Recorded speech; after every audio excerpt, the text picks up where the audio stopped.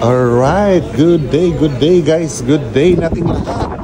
Look at the view guys, look at the view. Today we are alongside an AIDA ship here in the Caribbean. And we are actually here in St. Kitts guys, alright. So ayan, let's go. So ayan guys, iba na yung outfit natin ngayon. Sinilas naman tayo guys kasi nasa Caribbean na tayo.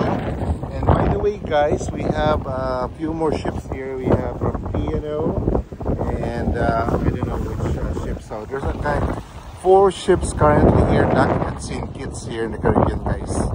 So ayan guys, pupunta tayo doon guys.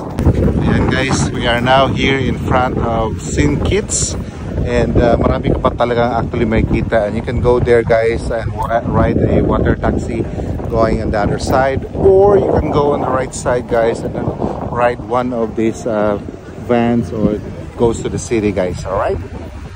Alright, welcome to St. Kitts here in the Caribbean guys. And just to give you an idea here how it looks like. So ayan guys, napakaganda ng weather natin ngayon. We have the blue skies, less clouds, and look at the crowd guys. That's what happens when you have 4 cruise ships here in the Caribbean gathered in one place guys.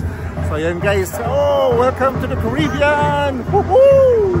So ayan guys, pa-picture na tayo dito, St. Kitts, alright! So ayan guys, meron ding casino dito guys para sa inyo na mahilig mag-waldas ng pera. Ito yung pupuntahan nyo guys. And there's also a Hard Rock here where you can buy some stuff and memorabilia and just about everything guys. Alright!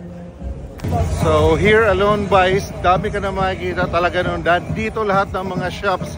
And mind you, Caribbean is known for tax-free! Ayan guys, shopping ka dito guys. Ang dami mo talaga may bibili dito.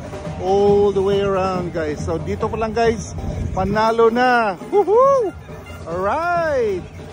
So dito guys, panalo talaga guys. So look at that. Yan, dami talaga mga shops dito guys. You can buy a lot of jewelry, dress, whatever guys. Nandito lahat. And drinks! And mind you guys, pag nandito sa Caribbean guys, ang dami mga British. Kaya yan, typical na mga songs yan ng mga Bitoy guys. Waterloo!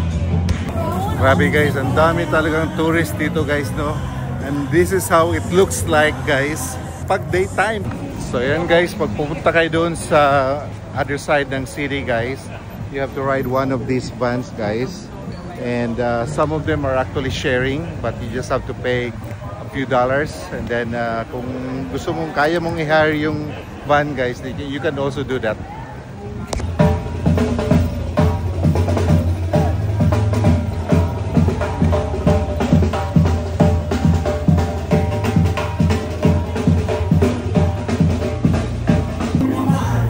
Think about you lady, in my life, got you all the time. Guys, napakadaming tao ngayon guys kasi 4 na cruise ships, just imagine. Pero when the ships leave this port guys, this whole place will die.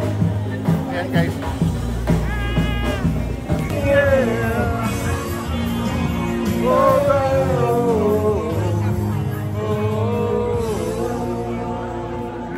Thank you guys for watching. See you next time.